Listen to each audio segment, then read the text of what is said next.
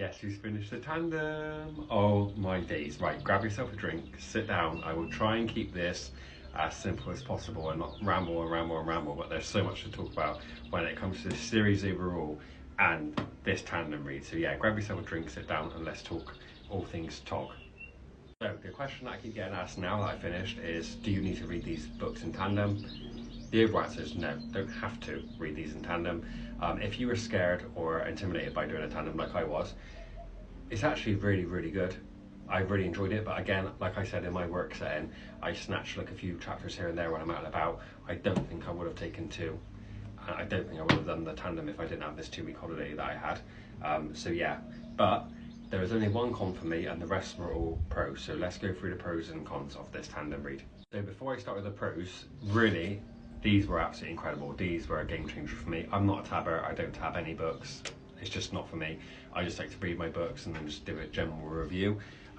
These have all the like switch over points and telling you which chapters you need to read and which chapters you need to stop at, etc, etc. I got these on Etsy for like a £5, an absolute bargain. If you're gonna get these, just obviously search Tog Tandem bookmarks, but make sure you're getting physical ones, because I was rushing and ended up buying a digital one and I had no idea what a digital bloody bookmark was. Couldn't get a refund. So yeah, make sure you're ordering the right things, but these are super helpful.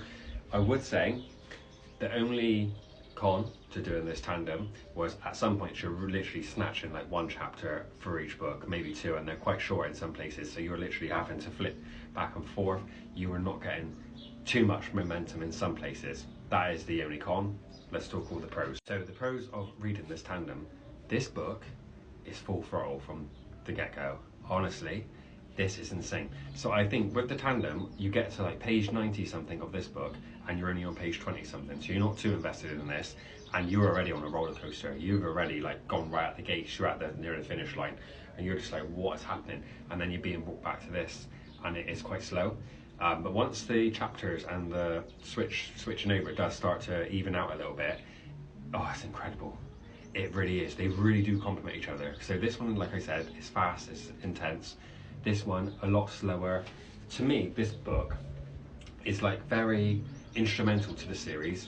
It's very political, it's very like spiritual. There's a lot of like planning and plotting and scheming and stuff in this, but it's got two of my most incredible favourite characters ever.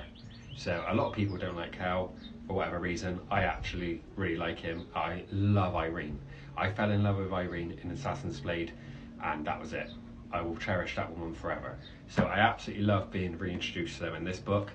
The only downfall to this book is the other POV, Nesrin, I was not invested with. So when I was reading them, at some points I was wishing I was back in this book or back with Kel and Irene.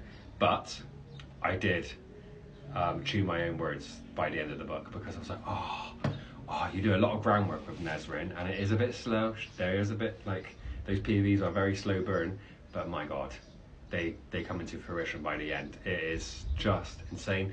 Some points actually in this book, it was giving me Lord of the Ring vibes, and I was also getting some Harry Potter vibes from this one. I won't explain into detail, you can ask me privately if you want, because I don't want to give any of the certain bits of the book away, but there's just two scenarios in here. They were pretty like for like, and I thought, oh wow, pretty awesome. So yeah, I'll go through all the other things that I really enjoyed about this tandem and series now. So just give a quick overall of Empire of Storms, which is now my all-time favourite book. This actually has surpassed Queen of Shadows, which was my previous favourite book of all time. This is just got everything I love.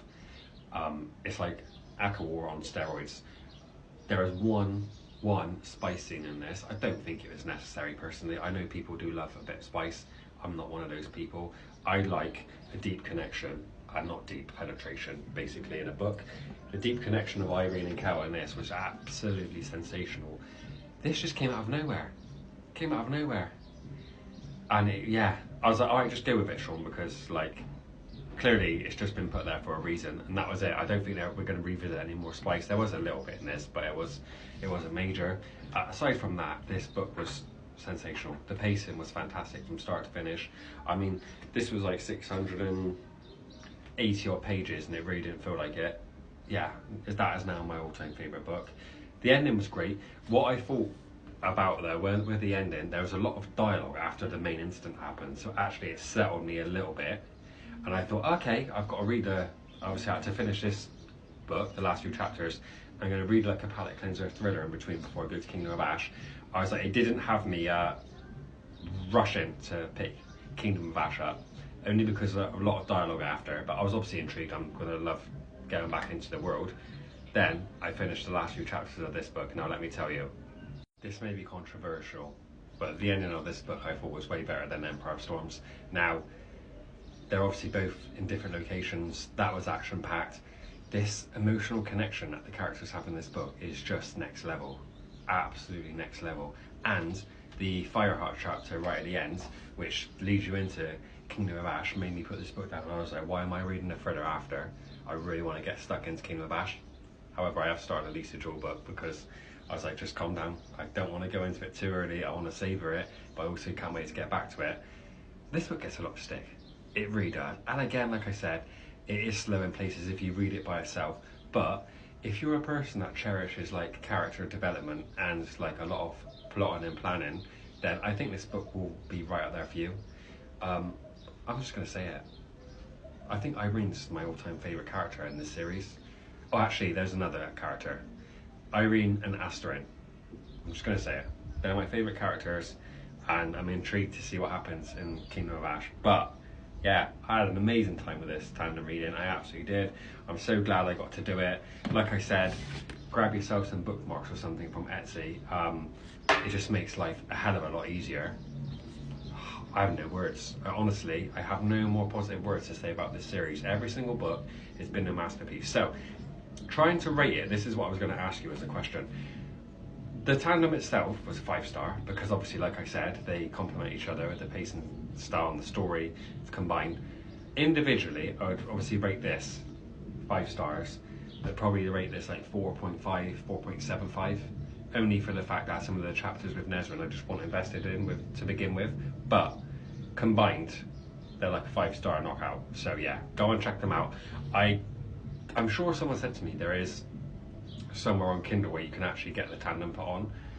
Don't quote me on that. I'm really rubbish with Kindle, so I don't have one. But yeah, thanks for listening to me ramble on for 7.5 minutes. If you're still here, I will be starting Kingdom of Ash in a couple of days once I finish my Lisa Joel thriller. I think Watching You, is it called? Watching You.